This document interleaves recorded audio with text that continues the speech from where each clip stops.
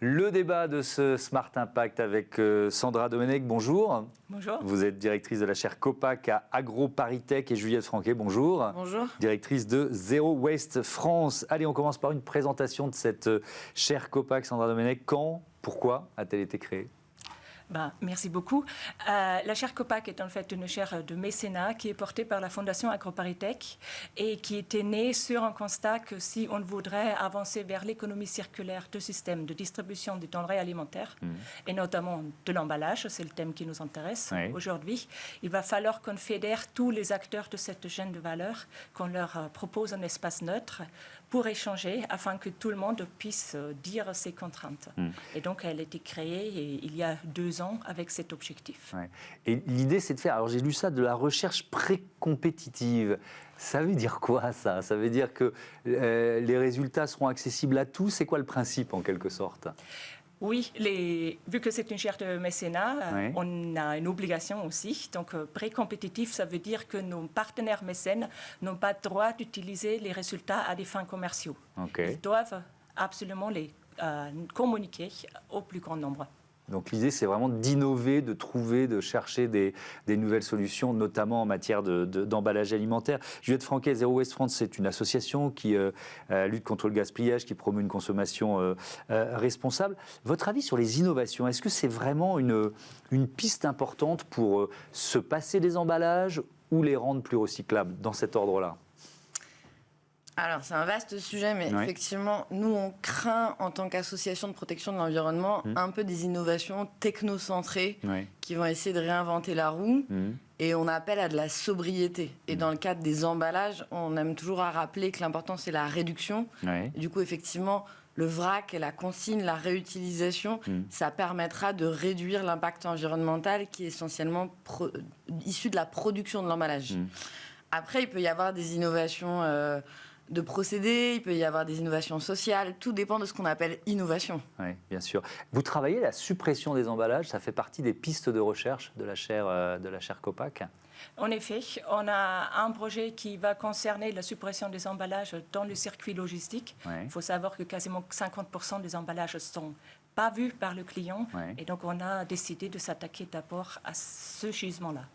Et donc, avec des premières pistes, parce qu'on en est au début, on l'a bien compris, ça fait 2 ans que cette chaire existe, donc c'est un peu trop tôt pour le bilan, mais il y a vraiment des pistes intéressantes. On a commencé des instructions sur le terrain et on se rend compte qu'il y a plein de petits empêchements qui permettent aux acteurs, même s'ils le souhaitent, d'aller plus loin. Donc il y a des problématiques d'ergonomie, par exemple, pour les travailleurs dans les entrepôts. Il y a des problématiques qu'on n'avait pas su avant. Typiquement, on a un objet, un carton, et même si ça n'a été écrit nulle part, les travailleurs vont l'utiliser et si on l'enlève, ils n'auront plus de quoi réaliser les tâches qu'ils avaient prévues. Et donc, tous ces petits empêchements-là font que c'est un peu compliqué à avancer parfois. Et ensuite, il y a des grands sujets, traçabilité, lavage, transport de retour. Comment est-ce qu'on peut faire organiser le système afin qu'il fonctionne et que l'impact général soit plus faible de ce qu'on avait avant. Juliette Franquet, c'est vraiment un changement d'état d'esprit, enfin de conception même de ce qu'est la logistique et le commerce, finalement, ce vers quoi on doit aller. Oui. Parce que revenir au vrac, c'est pas si simple, hein. Non.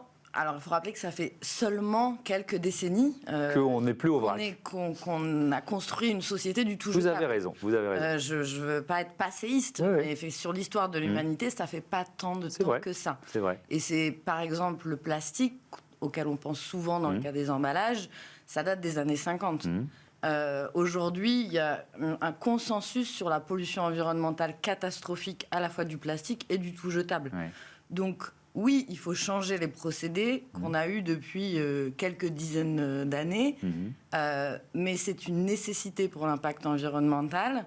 Il faut se réorganiser, il faut réorienter les investissements, il faut repenser les choses, Mais il y a plein de filières qui sont en train de se construire en France, qui développent des emplois locaux non délocalisables.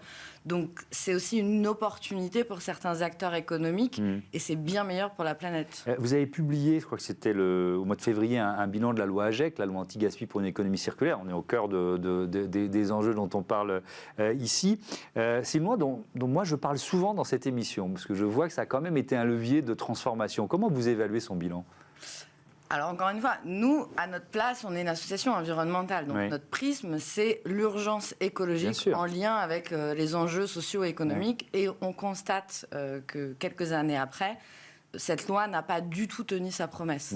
Bien entendu, ça a été un peu un premier pas. Ça a donné des trajectoires, ça a instauré des obligations. Oui, il y a des filières qui se sont créées. Il y a des filières qui se créent, mais pas du tout assez vite. D'accord. Au vu de l'urgence écologique à laquelle on fait face.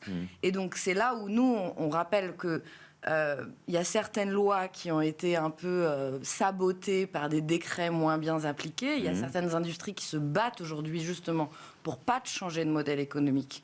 Et du coup, nous, on est face à ces industries pour rappeler que l'intérêt général veut que ces changements se fassent et le plus vite possible. Et après, il y a des lois aussi qui n'avaient même pas besoin de décret, qui étaient censées s'appliquer directement, qui ne sont pas respectées et il n'y a pas de contrôle. Donc là, on tombe aussi dans un enjeu démocratique. On se dit, si à partir du moment où on est tous d'accord qu'il faut réduire les déchets, qu'on fait des lois pour ça, mais qu'elles ne sont pas respectées, qu'elles ne sont pas appliquées et qu'on continue à produire plein de déchets, on va un peu dans le mur quand même. De quelle loi vous parlez ? Là, par exemple, la loi AGEC, on parle souvent la vaisselle réutilisable dans la restauration.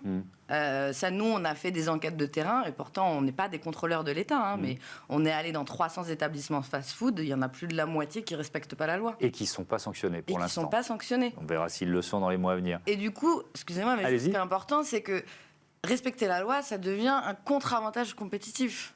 Et ce qui est malheureux, c'est que cette loi AGEC, justement, elle lançait un premier pas. Il y a certaines filières qui se créent, mais il y a des acteurs aujourd'hui qui disent en fait, si je ne respecte pas la loi, je n'ai pas d'amende et je continue à vendre. Effectivement, je suis d'accord avec vous. Donc, c'est très grave. Il y a vraiment un enjeu démocratique. Je reviens aux innovations que propose la chaire Copac. Alors, il y a plusieurs exemples. Il y a notamment le projet Océan. Vous parlez d'emballage minimaliste. De quoi il s'agit ? Oui, donc ça... C'est un projet qui, justement, ne se passe pas en Europe. On travaille ensemble avec une ONG qui développe une lutte contre la malnutrition infantile. Et dans ce cas-là, on est en phase d'emballage des aliments en unidose. Donc en Europe, on ne connaît pas ce type d'aliments, mais ce sont souvent des petits sachets qui sont vendus pour des populations très pauvres. Et ce déchet-là, lui, il finira n'importe où parce qu'on est sur des pays qui n'ont pas de traitement de déchets. Donc là, on va venir développer quelque chose qui peut-être ressembler à notre cagette de fruits et légumes. Donc, ce type d'aliment a deux vies.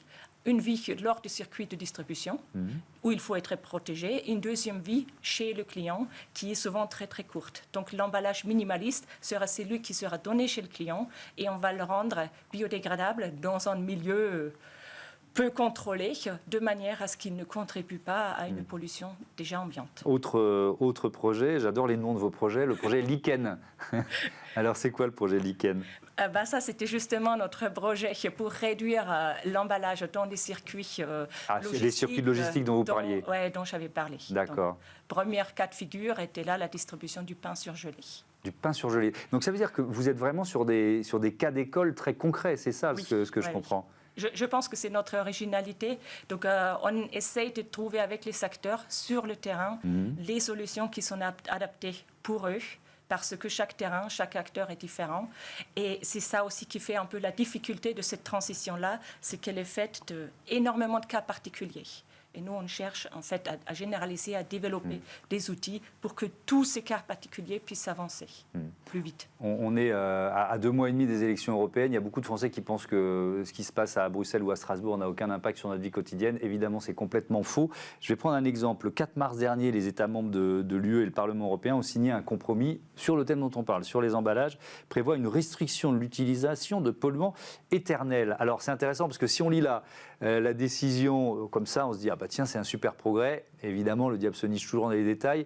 Qu'est-ce qui manque en fait à cette décision ? Alors, en quelques minutes, ça va être très compliqué parce que c'est Une à la minute fois... même. Une minute Ouais. Alors là, Joker, il manque beaucoup de choses. Enfin, Ouais. encore une fois, c'est très bien qu'on s'attaque à ce problème, mais on ne va pas assez loin. Et là, le règlement emballage, d'une manière générale, Ouais. il aurait dû être sur la réduction. Et on parle encore beaucoup trop de recyclage, en tout cas à notre goût. Ouais. Et les pollutions, que ce soit sur l'environnement ou sur la santé, ne sont pas du tout assez prises en compte. Il y a trop de dérogations, c'est ce que j'ai lu aussi en préparant l'émission. Ah oui, alors c'est une des choses. Il y a plein de dérogations. Ouais. Et puis nous, on appelle aussi à ce qu'il y ait beaucoup de contrôle, quoi. Enfin, ces polluants éternels, ils sont partout, à la fois à la production et ensuite. Et c'est dramatique l'impact qu'il y a pour notre planète. Merci beaucoup, merci à toutes les deux d'être venues nous parler de ces ambitions en matière de réduction des emballages alimentaires. On passe tout de suite à notre rubrique Startups et Smart Ideas.